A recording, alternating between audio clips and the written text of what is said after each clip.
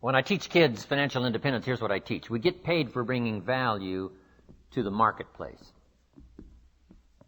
But this will also serve as an introduction to personal development. We get paid for bringing value to the marketplace. The key is to study the marketplace. Tomorrow we may talk about what I taught in Moscow. Profits are better than wages. Capitalism at the grassroots is the vitality of the nation. So you study your marketplace. Now the key is to bring value to the marketplace. Now, up here put time. It takes time to bring value to the marketplace. Actually, there's two parts to the value. To bring a product or a service and to be valuable to the marketplace. To bring value and to be valuable. And it takes time, but we don't get paid for the time. We get paid for the value. So the key is to study the marketplace. What do they need? What could I bring? And what could I become? Management, leadership, whatever. So could I find something valuable to bring to the marketplace? And could I be valuable to the marketplace? That is the key. Study the marketplace. But then my mentor said the main thing is to study yourself. And then when I teach economics to kids, I teach America's ladder to climb. It starts down here at $5 an hour, and this ladder starts going up like this. Top income last year, there's a whole variety of stories. I'm sure one of the top was something like 26 million, something like that, for 1 year. So we started at $5 an hour, and it would go up to 26 million. Now, here's what we call this. A heck of a ladder. Not much better way to describe it, right? That's a heck of a ladder. So, here's what everybody has the opportunity to climb the ladder. Now, first, all you need is what? A chance. That's all everybody needs is a chance and a start, and now education as to how to take advantage of your chance, how to get started, and use your education to move up this ladder, speaking financially. Now, there's a lot of ways to grow, but speaking financially, this is the deal. So let's say you start at $5 an hour. And really, who cares where you start as long as they let you on the ladder. So you start at $5 an hour. Now the first key is, how do you increase the $5? And there's several philosophies to increasing the $5. Here's number one. Wait for them to raise the minimum wage. Right? Wouldn't that be one philosophy? Now, the last time it took how many years, right? Several years to raise the minimum wage, which is okay. I'm not saying it isn't okay. It's one way to get an increase in income is to wait for the minimum wage. Okay, here's the next philosophy. To wait for a raise, which is certainly legitimate. Now the question is, how often do the raises come? Every 6 months, maybe 1 year. They do what? A review. What if you miss the review? Well, you got to wait another 6 months or maybe a year. So that might take quite a while to go from 5, let's say, to 6. Here's another philosophy. Go on strike. Here's the philosophy we call by demand, to demand more. And if you don't give me more, I'll go on strike. I won't work. Which is one philosophy. To get more by demand. Now, here's the problem with demand. Make the note. Kids need to learn it. You can't get rich by demand. You might get a few more pennies, right? You might get an extra $1. You might get an extra benefit or something, but you can't get rich by demand. Here's why. Not that it isn't America, and not that it isn't that economically now we're doing incredibly well, but here's why you can't get rich by demand. It's the wrong philosophy. And here's what would be tragic all your working life. To live in the right country and have the wrong philosophy. So you can't get rich by demand. Then how could you get rich in America? It's very simple. Change your philosophy. And what would be the new philosophy? Answer. You get rich by performance, not by demand. Now, my mentor says, some people don't just make $5 an hour. They've moved up to 6. How easy would it be to get to 6? Probably pretty easy. If you worked for McDonald's, they paid you $5 an hour, hauling out the trash. If you whistle while you haul out the trash, they'll pay you $6 an hour. Right? Here's an unusual person. They deserve $6 just because of their attitude. Wear the hat, say yay McDonald's. Okay? So for that, you get an extra, what? $1 an hour, because the company recognizes, hey, looks like this is going to be an oncoming person. So it's not that difficult to go from 5 to 6. But here's what's interesting. Some earn $50 an hour, 10 times as much. How could you multiply your income by 10? One, you probably couldn't do it waiting for a raise. Certainly you couldn't do it waiting for them to change the minimum wage. And you certainly couldn't do it by demand. Because usually when they make demands, they don't demand that you multiply my income by 10. People don't go on strike for multiplying their income by 10, usually, right? It's just a little increase. So, how could you go from 5 to 10? Interesting. But that's not the end of it. Can you think of somebody that makes $500 an hour? My Beverly Hills attorney, yes. I think you can think of some, right, that make $500 an hour. Now, 500 multiplies by 10 again. Not just once from $5 to 50, but from 50 to 500 is multiplying by 10 again. Can you multiply by 10 and then multiply by 10? And the answer is yes. One, living in the right country is an advantage. But here's the greatest advantage, having the right philosophy. Now, $500 an hour is not the end of the story. We go right on up to these top incomes. Would a company pay someone $26 million for 1 year's work? And the answer is yes. They do it all the time, right?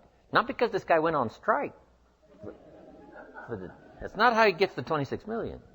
So, a change and a shift in philosophy here starts to change everything. Now, my mentor said, you can climb this ladder, Mr. Rohn, as high as you wish to climb it. And we're just talking economics now. There's a lot of other values to go for. But speaking economically, you can climb this ladder as high as you wish to climb it if you'll follow this philosophy. And here's what he said. You that have been around for a while have heard me say it. He said, learn to work harder on yourself than you do on your job. Learn to work harder on yourself than you do on your job. I got the message, age 25. Then he added, if you work hard on your job, you can make a living, which is noble. If you work hard on yourself, you could make a fortune, which is exciting. I had never heard that kind of philosophy before. Working harder on yourself than you do on your job. Work hard on your job, make a living, which is fine. Work hard on yourself, make a fortune, which is super fine. Or working hard on yourself starts to multiply your value to the marketplace. So we're talking about bringing value and being valuable to the marketplace. And this is the key. We don't get paid for the time. We get paid for the value. Then he put it in the form of a philosophy that I've been teaching now all these years, which is so important. And now let me give you that philosophy. He said, success is something you attract by the person you become. Success is something you attract by the person you become. Success is not something you pursue, chase, run after. Success is something you develop, something you become. You attract success. Tomorrow we're going to talk leadership. Here's the theme of leadership. To attract attractive people, you must be attractive. To attract skillful people, you must be skillful. To attract committed people, you must be committed. So the whole key to unlock all the treasures, whether it's economic treasures or spiritual treasures, financial, social, personal, every way you can possibly think of, is by your own personal development. And then he added one more, which is so important, and it's probably worth the price of the seminar. Here it is. What you become is much more valuable than what you get. What you become is much more valuable than what you get. The major question to ask on the job is not what am I getting here? The major question to ask on the job is, what am I becoming here? Not what am I getting, what am I becoming? So it's very important what you become. Because what you become attracts.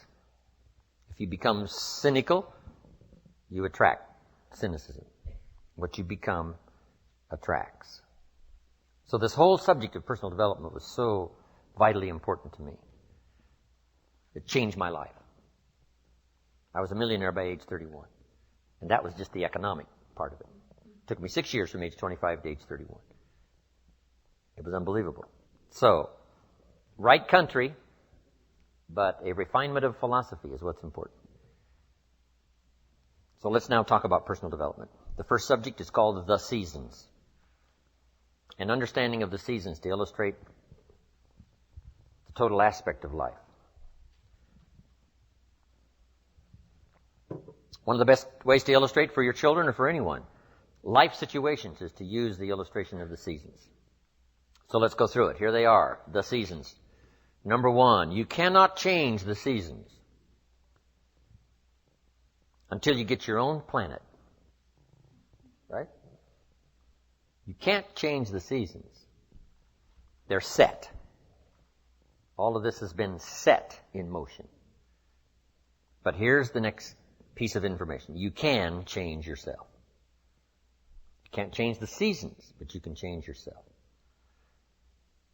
Life and business is like the changing seasons. Frank Sinatra sang, life is like the seasons. So now let's quickly go through the seasons. This is a whole study in itself. But I can just give you a little outline here, some ideas, and you can take it from there and use it in whatever manner that would serve you, as well as to serve your own understanding of time, the passing of time. First, learn how to survive the winter. Speaking of life in its simplest aspect, the first key to learn in your life on the spinning planet is to learn how to survive. Now, there's all kinds of winters, right? The winter of the calendar, right? The winter of the actual season. But then there's financial winters and social winters, personal winters. But we understand those because we've all been through them. Barbra Streisand sings, it used to be so natural to talk about forever, but used to be's don't count anymore. They just lay on the floor till we sweep them away. You don't sing me love songs. You don't say you need me. And you don't bring me flowers anymore. A winter song. But we know what those lyrics are about. You know, we've been through those experiences. The winters. Now, here's the key on the winters. Some are long and some are short. Some are easy and some are tough. But they always come right after harvest, right after fall, autumn. So we cannot rearrange the coming of the winters. But here's what we could do. Get stronger, wiser, and better so that we can survive better. And our life will be less eroded by learning to handle the next winter. The next winter of a divorce, the next winter of an illness, the next winter of a death in the family, the next winter of a loss financially, the next winter of a crisis of whatever kind, to be better equipped. So here's the key, to learn the seasons so that you can approach it all in a very intelligent way. For kids, we teach the ant philosophy. The ant philosophy. So for the kids that aren't here, take this home. For the kids that aren't here, the ant philosophy. And here's the little short list on the ant philosophy. Number 1, ants never quit. If an ant is headed somewhere and you stop him, he'll start looking for another way. How long will he look? Till he finds it or till he dies. One way or the other, he'll find it. Okay. So that's a good philosophy. Just never quit like an ant. Here's the next part of the ant philosophy. Ants think winter all summer. You got to think negative when it's positive. And not be disillusioned. That's why ants always seem to be in a hurry. Why are they in a hurry? Because they're thinking winter, winter, winter, hurry, hurry, hurry. go and go, go, go, go. So you must think negative when it's positive. You must think winter when it's summer. Here's some of the best advice. It comes from classic tradition. A great story says, don't build your house on the sand in the summer. Why be given that advice? Because it's easy to get faked out in the summer. Right? Blue sky, fleecy clouds, nice weather, so you build your house on the sand. You say, no, you must not be faked out when it's nice. You must think storm in the summer and not get faked out. And if you think storm, now you'll look for a rock on which to build your house. Now you're going to be safe. So you can't think nice when it's nice. You've got to think storm when it's nice.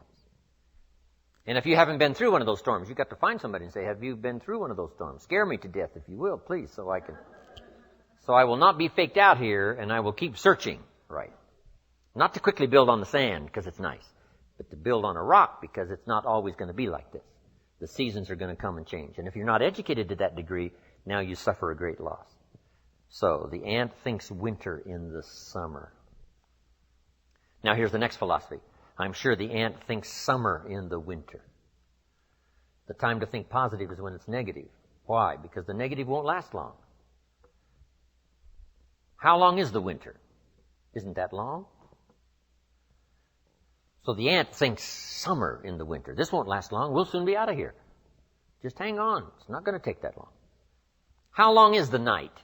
It's only a few hours. Come on. There's never been a double night. Couldn't you make it a few more hours? And the story says, yes, the night just can't last. For sometimes it seems like it's going to last forever.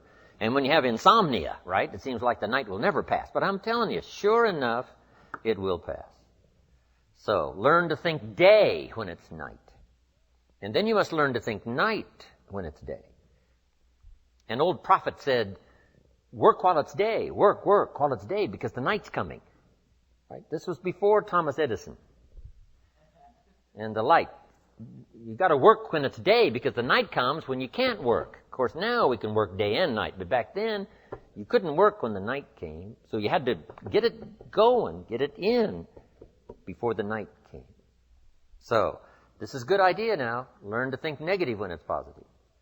Learn to think storm when there is no storm. Learn to think winter in the summer. But then we must learn to think summer in the winter.